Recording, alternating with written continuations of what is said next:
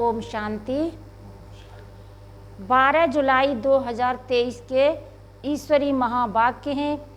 आज बाबा ने कहा, मीठे बच्चे, अभी तुम्हें पवित्र जीवात्मा बनना है।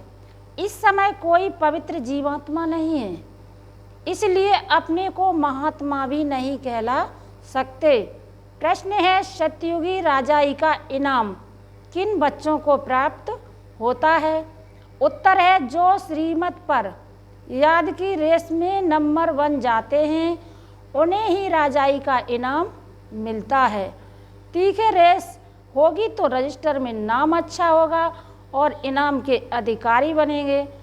तुम बच्चे दूरादेशी बन बड़ी दूर की रेस करते हो। 1 सेकंड में निशान तक माना परम धाम तक पहुँच वापस लौट कर आते हो। तुम्हारी बुद्धि में है, पहले हम मुक्ति में जाएंगे, फिर जीवन मुक्ति में आएंगे। तुम्हारे जैसी रेस और कोई कर नहीं सकता। गीत है, आखिर वह दिन आया आज। ओम शांति।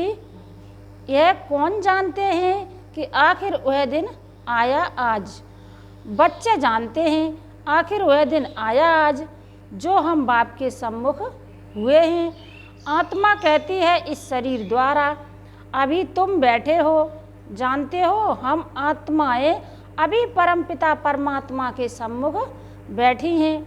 बरोबर 5000 बरस पहले भी हम आत्माएं यानी जीव की आत्माएं परमात्मा से सम्मुख मिली थी। आत्मा कहती है, मेरा यह शरीर है, शरीर नहीं कहेगा मेरी यह आत्मा है। हम आत्माओं का बाप आखिर आज आया है, आना भी जरूर है। भक्ति के बाद ज्ञान देने के लिए, ज्ञान से सद्गति करने के लिए आखिर आया है। यह सारी दुनिया नहीं जानती, सारी दुनिया के सम्मुख हो भी नहीं सकेंगे। तुम बच्चों को भी नंबर बार पुरुषार्थ अनुसार निश्चय है।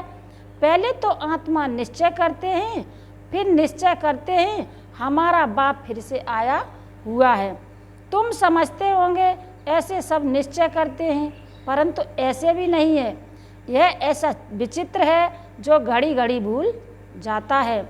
हम आत्मा है, परमपिता परमात्मा के सम्मुख हैं, यह भूल जाते हैं। यह तो दुनिया भी जानती है। पतित जीव आत्माओं को पावन बनाने परमपिता परमात्मा आते हैं। जीव आत्माएं आत्माओं को पवित्र बनाने नहीं आती। सभी जीव आत्माएं हैं, परमपिता परमात्मा एक ही है। उनको जीव नहीं कहेंगे क्योंकि उनको कोई स्थूल सूक्ष्म शरीर नहीं है। यह बाप बैठ समझाते हैं। तुम जो भी नामधारी देखते हो, ब्रह्मा विष्णु शंकर का चित्र देखते हो, वे सूक्ष्म वतन में रहते हैं। वह भी सूक्ष्म जीव आत्मा ठहरे। यह बड़ी समझने की बातें हैं। मनुष्य तो भल कहते हैं फलाना महात्मा है, परंतु पतित दुनिया में महात्मा आ कहाँ से सकते? यहाँ कोई सुप्रीम पावन हो न सके। हाँ, वह सुप्रीम बाप पावन बनाकर गए हैं। सतयुग आदि में देवी देवता थे। यह तो जरूर समझेंगे कि पवित्र आत्माएं थीं। अभी पतित जीव आत्माएं हैं, पावन जीव आत्माएं भी थीं। बरोबर सतयुग आदि से सृष्टि पर पवित्र जीव आत्माएं थीं, उन्हों को महान आत्मा कहेंगे। बाप समझाते हैं, पतित दुनिया में कोई भी महान आत्मा हो नहीं सकते। सब पतित जीव आत्माएं हैं। पतित जीव आत्मा जरूर औरों को भी पतित ही बनाएंगी। वहाँ हैं पवित्र जीव आत्माएं, तो क्या करेंगे? ऐसे नहीं कि पवित्र जीव आत्माएं बनाएंगे, नहीं, वहाँ बनाने की बात ही नहीं रहती। इस समय सभी पवित्र जीव आत्माएं बनती हैं, वहाँ तो हैं ही सब पावन। इतना पावन बनाने वाला कौन? बाप बैठ समझाते हैं।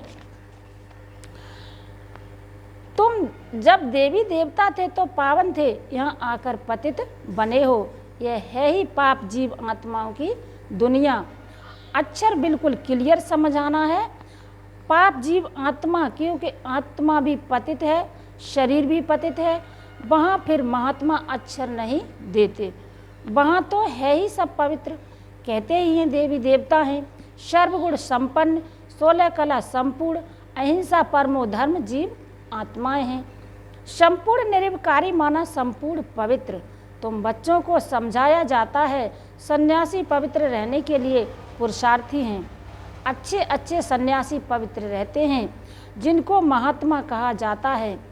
पवित्र रहने के लिए अलग रहते हैं, परंतु वह तो है निवृत्ति मार्ग वाले, उनको भक्ति मार्ग में महात्मा कहेंगे, ज्ञान मार्ग में नहीं।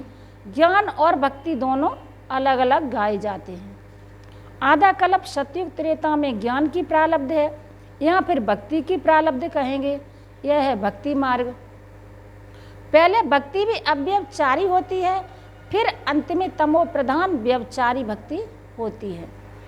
अभी व्यभिचारी भक्ति का अंत होना है, तब बाप आए हैं। बाप एक ही बार आकर ज्ञान से आधा कल्प के लिए तुम्हारी प्रारब्ध बनाते हैं। तुम नंबर 1 पुरुषार्थ करते हो।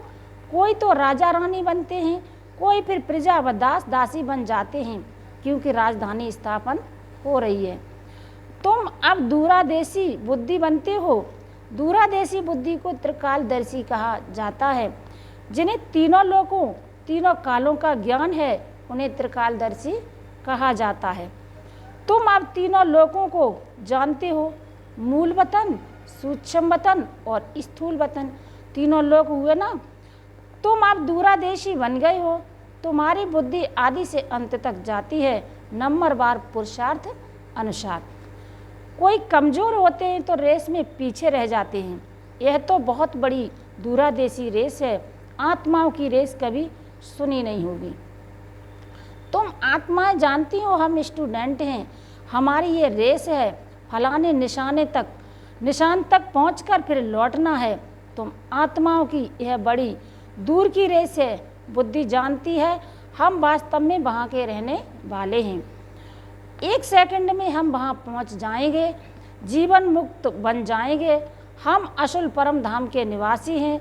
यथार्थ रीति बुद्धि जानती है, हम परम धाम जाएंगे फिर आएंगे। जैसे रेस में निशान तक पहुंचकर फिर लौटते हैं, हम भी बाबा के पास जाएंगे फिर वापस आएंगे। अब आत्माएं रेस सीख रही हैं। तुम सबको कहते हो मन मना भव। बुद्धि का योग अपने बाप और परम धाम से रखो। जहाँ तुम अशरीरी रहते हो, यह सिर्फ तुम्हारी बुद्धि में यथार्थ रीति है। तीनों कालों तीनों लोकों की नॉलेज तुम्हारी बुद्धि में है। 84 जन्मों का ज्ञान और कोई में हो नहीं सकता। तुम जानते हो हमको इस छींची दुनिया से, छींची शरीर से मुक्त होकर जाना है। हम जा रहे हैं। बाप रोज यह रेस सिखलाते हैं। तुम्हारी रेस अविनाशी है। बाप को जितना जास्ती याद करेंगे, उतना तुम्हारा रजिस्टर में नाम अच्छा रहेगा। कहेंगे इनकी बुद्धि की यात्रा बहुत तीखी है। याद से ही विकर्म विनाश होंगे। याद नहीं करते हैं तो विकर्म विनाश न होने के कारण पिछाड़ी में रह जाते हैं। प्रजा व दास दासी बनना यह कोई प्राइज नहीं है। नर से नारायण, नारी से लक्ष्मी बनना, इसको इनाम कहा जाता है। बाप राजाई का इनाम देते हैं। अगर उनकी मत पर चल दौड़ी लगाई तो कोई 2 कदम भी दौड़ी नहीं लगाते हैं।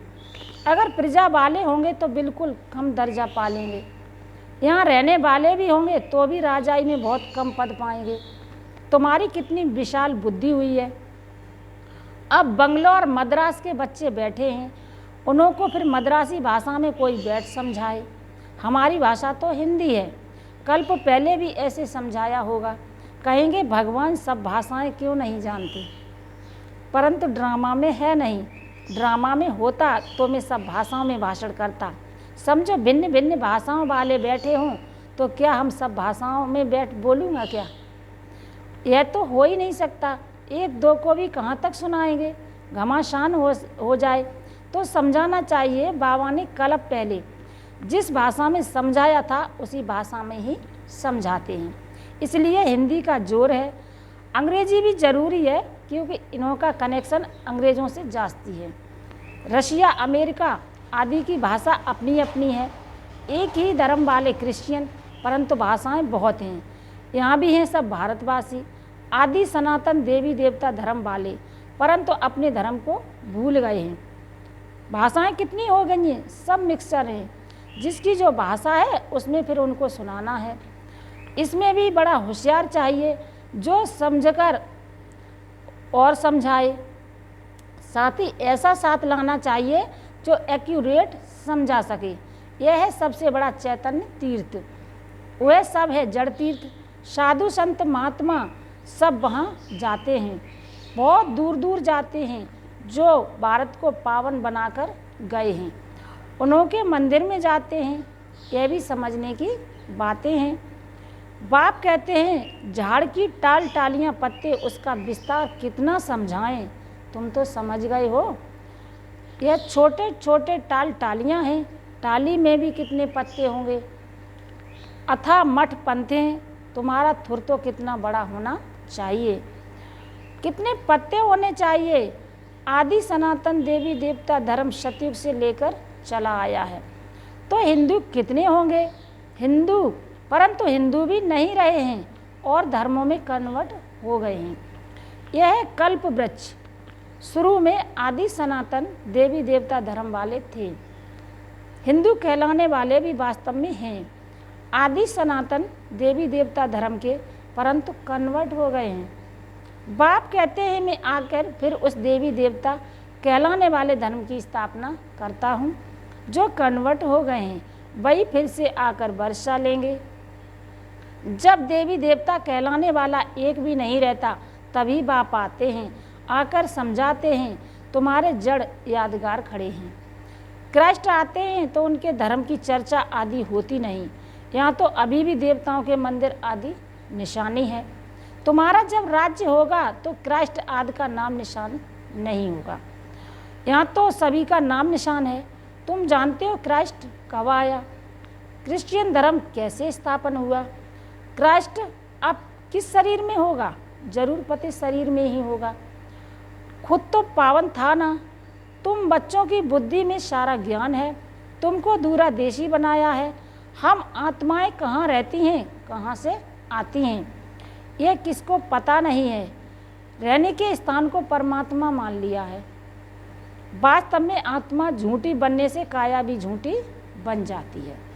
साधु लोग कह देते हैं झूठी माया झूठी काया, बाकी आत्मा तो निर्लेप है। अपने मतलब की बात कह देते हैं। ऐसे क्यों नहीं कहते झूठी आत्मा की काया।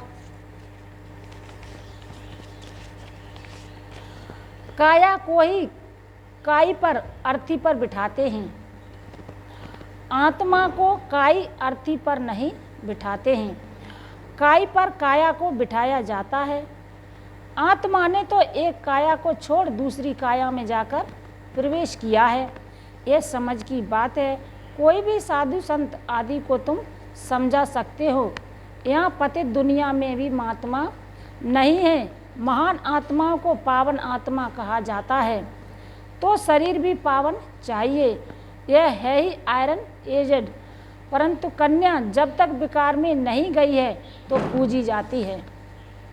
पवित्रता के लिए ही पुकारते हैं, आकर के हमको पावन पवित्र बनाओ। जबकि पुकारते रहते हैं जो तुम उनको महान आत्मा कैसे मान सकते हो। महात्मा तो कोई है नहीं, यह है विचित्र परमपिता परमात्मा। तुम जानते हो हम जो पावन जीव आत्माएं देवी देवता थीं अभी पतित बनी हुई हैं, धर्म भ्रष्ट हैं। क्रिश्चियन लोग अपने धर्म को जानते हैं, झट कहेंगे हम क्रिश्चियन हैं। तुम ऊंचते ऊंच धर्म वाले अपने धर्म को भूल गए हो। भूल जाने से धर्म भ्रष्ट कर्म भ्रष्ट बन पड़े हो। तुम श्रेष्ठाचारी थे, अब रावण ने भ्रष्टाचारी कर दिया है। यह अर्थ भी तुम समझ सकते हो। तुम बच्चे